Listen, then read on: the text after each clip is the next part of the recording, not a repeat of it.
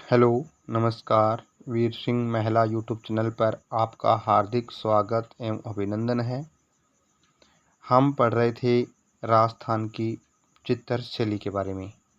हमने कल के वीडियो में पढ़ा था कि चित्रशैली को कितने भागों में बांटा गया है, कौन कौन से भाग हैं, उसके मेवाड़ के अंदर कौन कौन से हैं, जिसमें हम मेवाड़ की चित्रशैली पढ़ रहे थे।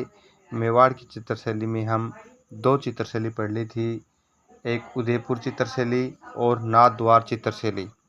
आज पढ़ेंगे हम देवगढ़ चित्रशैली और चावंड चित्रशैली। ये दोनों ही मेवाड़ की उपशैली हैं, देवगढ़ और चावंड। उसके बाद इसी वीडियो में हम हारडोती की स्कूल ऑफ पेंटिंग के चित्रशैली पढ़ेंगे, जिसमें बूंदी और कोटा प्रमुख हैं। तो चलते हैं हम अपने वीडियो की तरफ। और अब सब पहले आप यदि चैनल पर पहली बार हो तो प्लीज़ आपसे रिक्वेस्ट है कि चैनल को सब्सक्राइब करें और सब्सक्राइब के साथ साथ बेल आइकन की घंटी ज़रूर दबाएं, जिससे आपको आगे आने वाला वीडियो तुरंत मिल सके। और इस वीडियो को आप शेयर और लाइक कर रहे हैं, इसके लिए आपको धन्यवाद। तो चलते हैं हम अपने वीडियो की तरफ। पहला है देवगढ़ चित्रशैली। ये राजसमंद जिले के अंदर है। देवगढ़ चित्रशैली रावत 1600 में उमराव इसे कोई राजा हुए, उनके टाइम का है। स्थापना 1680 में द्वारिका प्रसाद के द्वारा शुरुआत की गई। इसका स्वर्ण काल महाराजा जयसिंह के काल से माना जाता है। आपको स्वर्ण काल जरूर याद करना है हर चित्रशैली का, कि सबसे अधिक विकसित कब हुआ, किसके शासनकाल में हुआ, तो महाराणा जयसिंह के काल में, और 1680 से 1698। इसका 18 साल का टाइम पीरियड इसका स्वर्ण काल माना जाता है। इस शैली का प्रकाश में लाने का श्रेय श्री श्रीधर अंधारे को जाता है। उदय देवगढ़ चित्रशैली को सबसे अधिक प्रकाश में लाने का श्रेय श्रीधर अंधारे को है। ये मेवाड़, मारवाड़, ढूंढाड़ तीनों का क्या है, सम्मिलित रूप है, चित्रशैली का मिश्रण है, जिसे कॉकटेल चित्रशैली कहा गया है।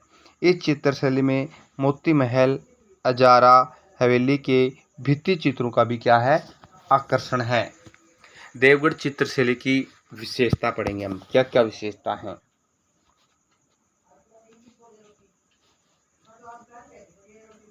चित्रशैली से इस चित्रशैली में हरे व पीले रंग की हाथियों की लड़ाई है। हरे व पीले रंग की प्रधानता है। आपको रंग बुझे कि देवगढ़ चित्रशैली के रंग कैसा है, तो हरे और पीला रंग की प्रधानता रखी गई है। हाथियों की लड़ाई, राज दरबार के दरसे, मुकुट, निमला, वस्त्र इत्यादि के चित्रण हैं। चित्रकार, आपको कई बार परीक्षा में पूछ लिया जाता है कि चित्रकार किस चित्रशैली से संबंधित हैं। कमल, चोखा, बैजनाथ, कमला। कमल, चोखा, बैजनाथ, कमला ये राजस्थान के प्रमुख चित्रकार हैं। एक दिन आपको अपनी पूरी चित्रशैली होने के बाद एक शॉर्ट वीडियो के अंदर सभी चित्रकारों की अलग से वीडियो बनाया जाएगा, जिसे आप ट्रिक के हिसाब से आपको समझा दिया जाएगा कि कौन सा चित्रकार किस शैली से जुड़ा हुआ है। तो इसलिए हमारे चैनल से जुड़े रहें। अगला है चावंड चित्रशैली, जो महाराणा प्रताप ने अपने अंतिम समय में राजधानी बनाई थी। ये उदयपुर जिले के अंदर है। इसका प्रारंभ काल महाराणा प्रताप के शासनकाल से माना जाता है। इसका स्वर्ण काल अमर सिंह जी प्रथम के टाइम से माना जाता है। और इसके दो चित्रकार हुए हैं प्रसिद्ध, निसारुद्दीन और नासिरुद्दीन। निसारुद्दीन और नासिरुद्दीन इसके चित्रकार। 1592 में महाराणा प्रताप के काल में निसारुद्दीन के द्वारा ढोला मारू का चित्रण माना जाता है। 1592 में महाराणा प्रताप के काल में निसारुद्दीन के दरबार में ढोला मारू का चित्रण किया 1592 में। तो आपको इस वीडियो के कमेंट बॉक्स में बताना है कि महाराणा प्रताप की मृत्यु कब हुई थी। ठीक है, आपको इस वीडियो के कमेंट में बताना है कि महाराणा प्रताप की मृत्यु कब हुई थी। 1605 ईस्वी में अमर सिंह प्रथम के काल में निसारुद्दीन द्वारा रागमाल सेट चित्रण किया गया। कौन सा? रागमाला। रागमाला चित्रण कई बार परीक्षा में पूछ जाता है कि रागमाला चित्रण का चित्रकार कौन है? तो कौन है? निसारुद्दीन। ये किसके शासनकाल में चित्रित किया गया? अमर सिंह प्रथम। कब? 1605 ईस्वी में। तो हमने मेवाड़ के स्कूल ऑफ पेंटिंग के बारे में पढ़ लिया है, जिसके 2 उपशैली हैं, उदयपुर नाथद्वार और डाट और चावंड। ये हमने पढ़ लिया है इसके अंदर। ठीक है, देवगढ़ चित्रशैली के बारे में पढ़ा आज के वीडियो में हमने, और इस वीडियो में आप पढ़ेंगे हम Hadoti school painting, Hadoti school of painting. ये राजस्थान चित्रशैली का दूसरा भाग है। 4 भागों में बांटा गया था इसे भौगोलिक आधार पर। पहला था मेवाड़। मेवाड़ के बारे में हमने पढ़ लिया। मेवाड़ की 4 उपशैली उदयपुर, नाथद्वार, देवगढ़ और चावंड के बारे में। अब पढ़ेंगे हम हड़ौती स्कूल ऑफ पेंटिंग के बारे में। पहला है बूंदी चित्रशैली। बूंदी चित्रशैली, इसका प्रारंभ काल सुरजन सिंह के काल का माना जाता है। प्रारंभ काल सुरजन सिंह के टाइम में, स्वर्ण काल उमेद सिंह प्रथम का टाइम और बिशन सिंह, ये 2 राजाओं का स्वर्ण काल माना जाता है। बूंदी चित्रशैली का उमेद सिंह प्रथम और बिशन सिंह प्रारंभ सुरजन सिंह काल के टाइम का है। प्रधान रंग, इसका प्रधान रंग है सुनहरा चटकीला। चित्रकार सुरजन अहमद डालू। ये डालू तो कई बार परीक्षा में पूछा जाता है, डालू कि ये डालू चित्रकार किस चित्रशैली से संबंधित है? तो बूंदी चित्रशैली से है। सुरजन अहमद डालू भीखराज और श्री कृष्ण, भीखराज और श्री कृष्ण ये चित्रकार हैं। आप इसको बार बार, 1 बार 2 बार दोहराओगे तो आपको ऑटोमेटिक याद हो जाएंगे। और हम उसके बाद सारी चित्रशैली होने के बाद एक वीडियो अपलोड करेंगे जिसमें सभी चित्रकारों से संबंधित एक ट्रिक से समझाएंगे आपको। तो चित्रकार सुरजन सिंह, अहमद डालू, भीखराज और श्री कृष्ण हैं। इस शैली पशु पक्षियों की शैली भी कहा जाता है। बूंदी शैली को पशु पक्षियों की शैली भी कहा जाता है। अंग्रेज को अपनी प्रेमिका साथ पियानो बजाते हुए दर्शाया गया है। अंग्रेज को अपनी प्रेमिका के साथ पियानो बजाते हुए दर्शाया गया है। तो साथियों, आपको कमेंट बॉक्स में बताना है कि पियानो कैसा वाद्य यंत्र होता है। ठीक है, आपको एक कमेंट बॉक्स में बताना है कि पियानो है ये कैसा वाद्य यंत्र है, तथा वाद्य यंत्र है, कैसा वाद्य यंत्र है आपको बताना है। वर्षा ऋतु में नाचते मोर का भी चित्रांकन किया गया है। छत्तर साल ने रंग महल का निर्माण करवाया। चित्रशाला निर्माण उमेद सिंह 1750 में भित्ति चित्रों का सौरभ कहा जाता है। उमेद सिंह का सान 1750 में भित्ति चित्रों के लिए स्वर्णकाल कहा जाता है। इसमें उमेद सिंह को सूअर का शिकार करते हुए दर्शाया गया है।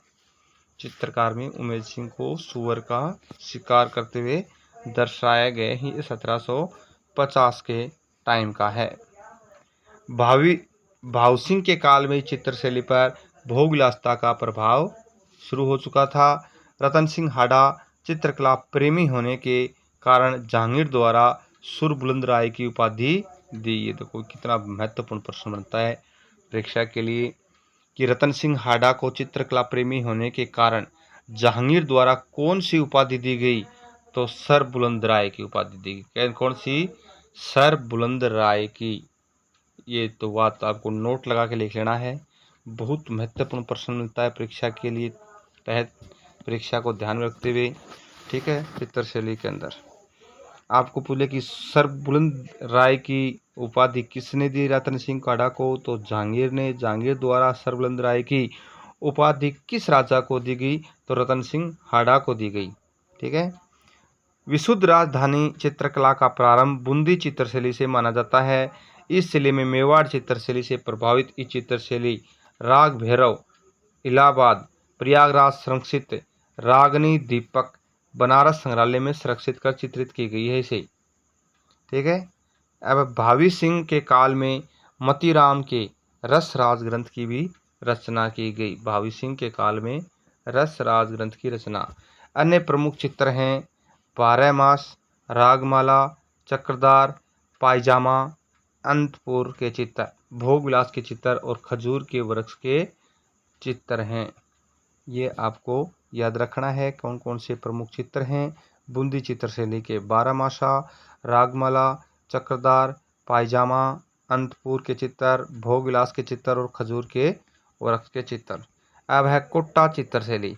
प्रारंभ काल राम सिंह प्रथम का काल, स्वर्ण काल उमेद सिंह प्रथम का। प्रधान रंग हल्का नीला। प्रमुख चित्र हैं लच्छीराम, नूर मोहम्मद, गोविंद डालू, रघुनाथ, लालचंद।